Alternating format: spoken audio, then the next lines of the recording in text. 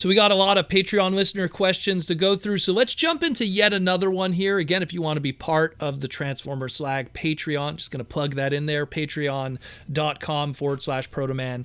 Check the pinned comment or the description below to get all the info on what you get and what you get to enjoy, helping support the podcast and all the craziness we do here. So we have yet another one. We got yet another one here. This one comes from Michael Koo. The legendary Michael Koo has helped us out many times on the podcast. And the Kooster, as he likes to be known, he has a question here. He says, "Hey, Protoman, how you doing? Hope you're having a great day. Maybe this is a possible Patreon listener question, but I'd like to know what would have happened if the Transformers War for Cybertron line and brand, if the HasLab Unicron did not meet its backer numbers. Thanks for everything, Michael Koo." So this is a quick one. And I don't think really much would have changed. I mean, I have a lot of different opinions when it comes to that HasLab Unicron. I feel that, with no pun intended, it was too big to fail, in a sense that I don't think Hasbro would have let it do badly. I think the plans were like, it was already in the cards. Like, it was something they were going to do. And even if it didn't, it would have had to get some really bad backer numbers in order for it not to happen. But I personally feel, and this is my own tinfoil hat kind of belief, don't take it for gospel, but I firmly believe that maybe 60 to 80% of the intended backer number is what actually happened. And Hasbro just dealt with it. They fluffed up the numbers and made up the rest of it. And it got done. And that was it. And I think that it was just really a initiative to get that done, to have it put out there, just to say that, hey, here's this Unicron toy, look how big and incredible it is. And that's it. Because there was a lot of sketchy stuff. There was a lot of people who were messing with the HTML and the encoding of the website, and saw how a lot of those numbers were not legit in literally the 30 minutes after it ended, and how out of nowhere all these backers came. And if you actually kind of messed with the coding, the transactions didn't match the backer numbers. It was very fascinating. And it didn't lead to anything being 100% confirmed, but at the end of the day, I firmly believe, from what I was told and what was shown to me, and we talked about it, leading up to it on the podcast, we talked about it many times. I feel that it never got backed completely anyways. And it was going to happen regardless. But let's say, Michael, let's say your situation here, it didn't get backed. Like, it didn't happen, and Hasbro abandoned ship on it. I still think it wouldn't have changed anything.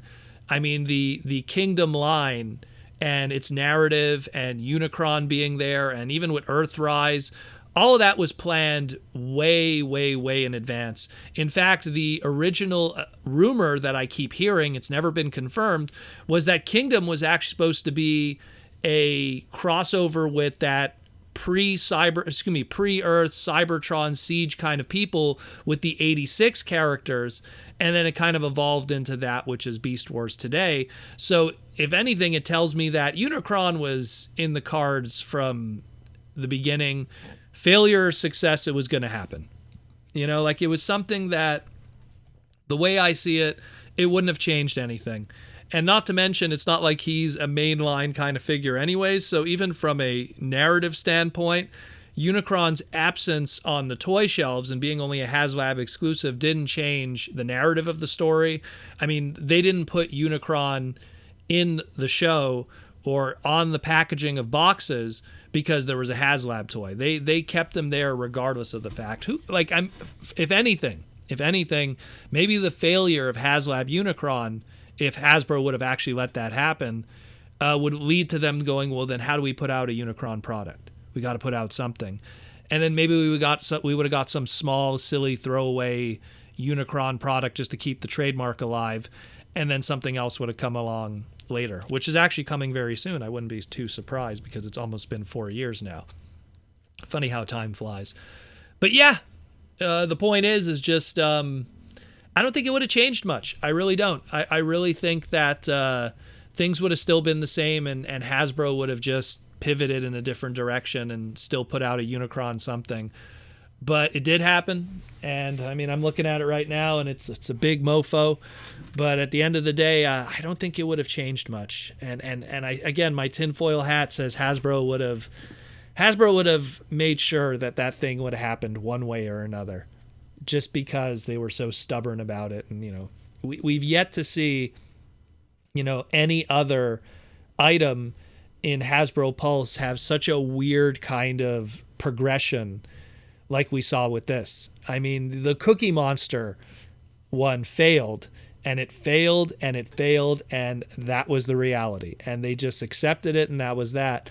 Where everything else had, smooth backings, and it found its market and everything like that. Granted, they're bigger fandoms. It wasn't as expensive as a lot of the other ones, although that sail barge was pretty expensive and big, but it's Star Wars. But that's a whole other discussion.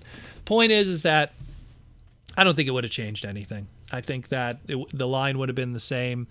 And, I think that as the way that I see it more than anything else is we would have probably just got, a small little Unicron something just for the trademark. That's what would have been different. The only thing that would have been different is we would have saw a Unicron, I'm just turning my head here, a Unicron Generation Selects from, I don't know. They would have done something weird. They would have retooled like crazy one of the characters and just called it Unicron. Some kind of, maybe take one of the Siege Megatron molds that have been already repainted and remolded to death, and call it Unicron Megatron, or something like that, like they did with the Transformers Prime line.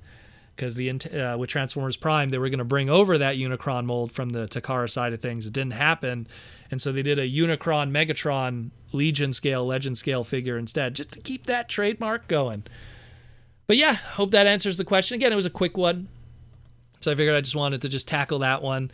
And thank you for the question, Michael Koo. And once again, if you want to be like Michael and join the Transformer Slag Patreon, support the podcast, let us know we're doing a good job, ask a Patreon listener question, join our Discord, get those deals, get those discounts, get that rare lore downloads, all that kind of stuff, get your name in the end credit scroll, all that juiciness, patreon.com/Protoman, and enjoy our robots in disguise.